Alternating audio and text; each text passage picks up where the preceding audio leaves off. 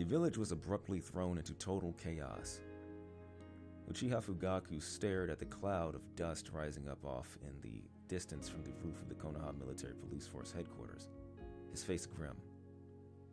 His aides, the best and brightest of the Uchiha clan, stood around him, waiting. "Oh, that's..." White-haired Yashiro murmured from his left. Fugaku had already discerned the cause of the commotion with his own eyes. Ninetales. This from Inabi at his right. Long black hair pulled up, Inabi desperately tried to stop himself from trembling in fear. Fugaku cast sidelong glances at his subordinates, their fear on full display, and then stared resolutely at the reality before them. No mistake, it's Ninetales. One of the dust cloud rising up, in the center of the village crawled Ninetales, writhing like serpents. The tails converged on the body of a burnt orange beast, a sinister fox roaring as if to swallow up the full moon hanging in the sky. A beast of legend, here to wreak havoc on this world. Send a unit to the scene immediately. I'll go too. Lord Fugaku, you intend to set out yourself? Yashiro's voice quivered as he asked the question. Of course, Fugaku shouted, even as his eyes remained fixed on Ninetales. He could hear bellowing and shrieking from every corner of the village. Given that the figure of the monster was no doubt visible from all areas of Konoha, even places not yet under attack wouldn't be exempt from the confusion. Once the people there caught sight of Ninetales, this might be the biggest disaster to befall the village since its founding. Do you think I can just sit back and watch at a time like this? Me, the chief of the military police force? But going near Ninetales meant risking death. Some of the ninja hurrying to the scene had likely already been sacrificed. It was no small wonder Yashiro was scared. I have never once begrudged my life to do my job. Chief. Tears blurred Yashiro's thin eyes. The only thing that can control Ninetales is the Sharingan of the Uchiha clan. If we don't hurry, stopping it will be impossible. Chief. His aide Tekka appeared, panting as though he had run up the stairs, from the ghostly mien of his capable subordinate. Fugaku guessed that something alarming had happened. What is it? Instructions have come down from top brass. The police are instructed to strengthen the village defenses. What did you say? Fugaku glared at Tekka, doubting his own ears. Cleverly grasping his superior's anger, Tekka gave voice to his own supposition. Only the Sharingan can control the Ninetales. Brass likely has misgivings. Are you saying that this commotion is our fault? Yashiro shouted. Fugaku understood so well it hurt. The Uchiha clan was part of Konohagakure. They had no reason to release a creature like Ninetales and bring about the chaos. If whoever was controlling Ninetales avoided just their own home, they would obviously soon be a suspect.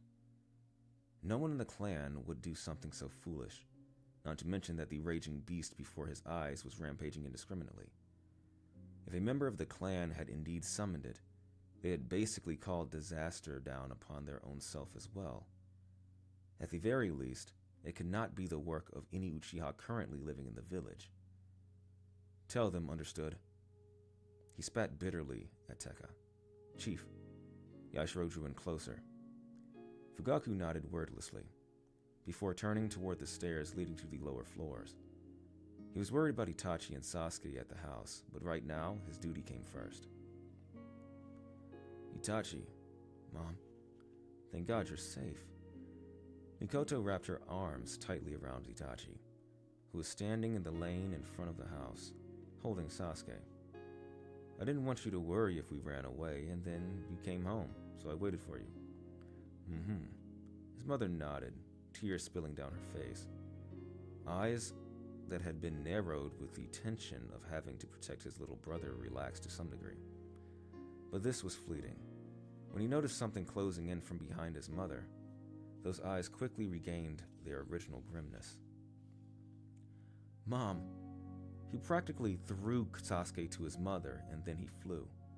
A boulder tossed into the sky. A boulder tossed into the air by Ninetales shattered near their house, and the pieces danced above their heads. One chunk was falling toward his mother's back. He looked down at her, clutching Sasuke to her chest. Her surprised eyes chased after him. He could see the question there, her wondering just what was happening to make Itachi leap up so suddenly. The rock was enormous, large enough to easily crush a mother and her 2 children. "I'll protect you," he murmured. He clenched his fist tightly. The physical arts of the ninja were not about strength. He might have been a small child of 5 years, body as yet underdeveloped, but as long as he managed to knead his chakra properly, he could smash even this enormous rock. He brandished his fist high in the air, chakra filling his arm, covering it in faint blue flames. The rock slammed into Itachi's fist and exploded with a shriek. Even a child could effortlessly destroy boulders as long as they simply kept up their ninja training. Showered in a rain of pebbles, he landed soundlessly on the ground. "Are you all right?" he asked, turning around. Unable to conceal her surprise, his mother stared at Itachi with saucer-like eyes. His mother was a Jonin, which was precisely why she was amazed at his instantaneous action. "It's dangerous here. Let's get to where everyone else is." "Right." As if pulled to her feet by his voice, his mother stood, and Itachi raced over to take her hand. "You haven't even started at the academy yet, but you can already do something like that. You really are your father's son, She was no doubt praising him, but it wasn't the time for that. A sense of duty filled his heart. He had to get his mother and brother to a safe place. All around him, he could hear the shrieks of girls and the shouts of boys mixed with the roar of destruction. It was overwhelming. People running around trying to escape, bleeding. A man who had lost his arm, yelling at a fellow ninja. A young woman staring blankly at a mountain of rubble, like a marionette with the strings cut. A child wailing loudly, trying to rouse a now cold mother. In the core of his brain, Itachi heard an ear-splitting screeching. They hadn't actually run that far, and yet he was having trouble breathing. Overlaid on the scene before his eyes was the battlefield he had seen when he was 4. War. A dull pain raced deep into his eyes, just like that moment on the battlefield. Waves of power pulsed behind his eyeballs. He felt like the world was dyed crimson for a moment, but the sensation quickly subsided. "Itachi?" His mother called to him from behind, having noticed something strange in her son. "I'm all right, Mom." He ran desperately. He ran to escape the massive violence of Ninetales. From the bottom of his heart, he prayed for the strength to stop war. He wanted to be a strong ninja. 4 figures were lined up in the conference room of the Hokage residence. The 3rd Hokage Hiruzen, Shimura Danzo from the Yanbu, and Homura and Koharu from the council. The sudden calamity under control, an exhausted Hiruzen looked at his 3 comrades, the wrinkles on his face deeper now, and opened his mouth. The 4th and his wife Kushina gave their lives to seal the Ninetales. They saved the village. Listening with a sour look, Danzo picked up where the former Hokage left off.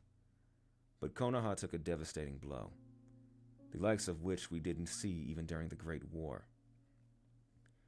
Unless we rebuild immediately, the other villages might take this opportunity to attack. This from Counselor Homura. Hiruzen nodded slightly, and continued in a grave tone. "I was planning to make arrangements for that right away. And here there is a condition I would very much like to see put in place." The right half of his head covered in bandages, Danzo's exposed left eye glittered cruelly. Hiruzen met this icy gaze silently, a question in his own eyes. "I want to move the residences of the Uchiha clan on the edge of the village," Danzo said. "What?" Hiruzen glared at him, brow furrowed. Danzo didn't flinch, but instead continued dispassionately. You are aware that only the Sharingan of the Uchiha clan can control Ninetales. Are you saying it was an Uchiha who summoned Ninetales? I am, Danzo asserted, and Hiruzen held his breath. The two counselors watched over the fierce back and forth with closed mouths. The treatment of the Uchihas during the Great War, Fugaku refusing to comment when the fourth was decided on. Dissatisfaction with the village has been growing among the Uchiha clan in recent years. I don't agree. Members of the Foundation have been looking carefully into the movement of the Uchihas. It is a fact that the Uchihas are dissatisfied. That's a long-standing, that's not all. The self-assured Danzo cut Hiruzen off. Those who lived through the Great War are beginning to despair that even a rare genius like Wicked Eye Fugaku must resign himself to being the head of the military police force. That disappointment with the village will someday become a serious dissatisfaction and lead to an attack on Konoha. Still, that said, don't you think you're being a bit hasty in declaring Ninetales' incident the fault of the Uchihas? This is not the kind of thing you can simply leave be just because you have no positive proof, Hiruzen. Listen, the only thing that can control Ninetales is the Uchiha Sharingan. That is a fact. Hiruzen faltered. At any rate, we must gather the Uchiha clan together in one spot and push them to the edge of the village. And we should do it now, while we can do it in the name of town planning after Ninetales' attack. Faced with the relentlessness of the man who embodied the darkness of the Anbu, the other three could only remain silent.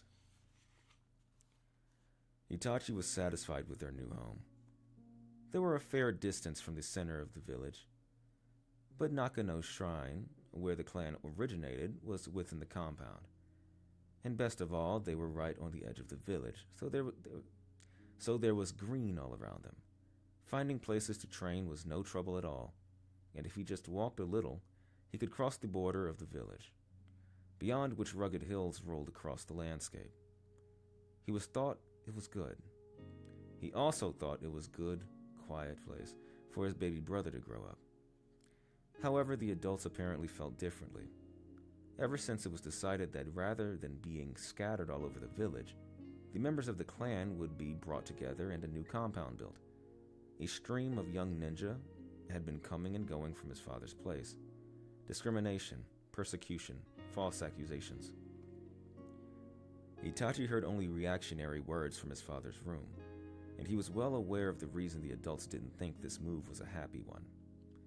One of their clan was suspected to be the perpetrator of Ninetales' attack, and as a result, they had been pushed as a group to the edge of the village, and not permitted even a word to try to clear themselves. Itachi was not surprised at all that his father and the others were outraged. But once a thing was decided, that had to be the end of it, didn't it? The clan was all together at last, so the healthier choice was to think instead about trying to make the compound environment even better. The village was a disaster after the destruction inflicted by Ninetales. It wasn't just the Uchiha clan going through difficult times. A great number of people had seen loved ones pass on ahead of them. Many had lost their homes and had no idea what they were going to do. Shouldn't the Uchiha clan consider themselves lucky, given that this compound was set up for them before measures were taken for a lot of other people who had lost everything in the catastrophe? Itachi couldn't contain his despair at the unrelenting dissatisfaction of these adults. All right, I'm going. His father's voice came from behind. Itachi was sitting eating supper with his mother and Sasuke. But of course, his little brother still couldn't eat solid food. Perched in his high chair, Sasuke bobbed his head from side to side, having only recently grown strong enough to hold it up. He turned big round eyes on his brother and stared curiously at Itachi, lifting rice from his bowl to his mouth. This boy's putting something white in his mouth on long sticks. What on earth do you suppose he's doing? The baby's gaze was so intense that Itachi almost wondered if he wasn't thinking grown-up thoughts like this. The baby wasn't yet a year old, but he had strong eyes that clearly communicated his thoughts and will. What about supper? His mother asked, looking past Itachi. Itachi took this as an invitation to turn around, and caught a glimpse of his father's stern face through the tiny gap in the sliding door.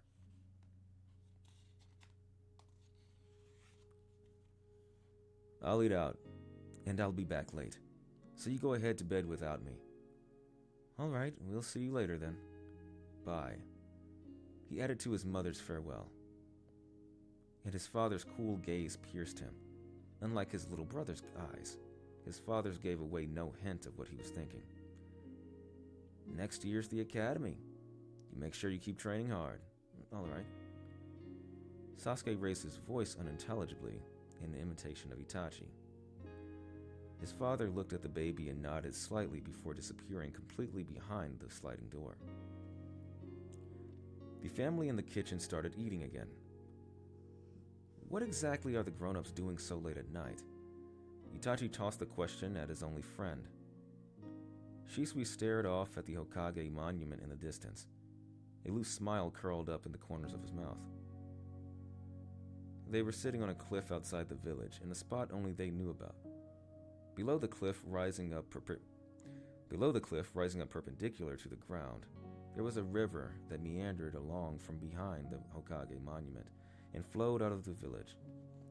By the time it reached Itachi and Shisui, the water flowed much faster and deeper than at its starting point in the village. I'm beginning, Shisui said, eyes still focused off in the distance. He turned toward the quietly listening Itachi and continued softly. So I go to the adults' meetings, huh? They meet regularly at Nakano Shrine. Itachi wanted to ask what exactly Shisui was talking about, but he was afraid and no words came out. Shisui looked down. It's something you don't have to know about yet. Uneasy, Itachi stared at his friend as he averted his eyes. A heavy air is hanging over the clan. Let it be a guess, Itachi murmured over and over in his heart. And that is the end of the second part of, I believe this is, I'm not sure how this is set up. Is this all chapters? Because it says 3, but it's not chapters. Maybe that is a chapter. But we're on 3, so I think these are chapters, and it's not really. Okay, I see. So I just got finished reading both chapter 1 and chapter 2. I'm going to call it right there for right now, and I will continue later on. Thank you for all those who are listening. Thank you those who will continue to listen. And it's a great practice for me to read a book, mistakes and all.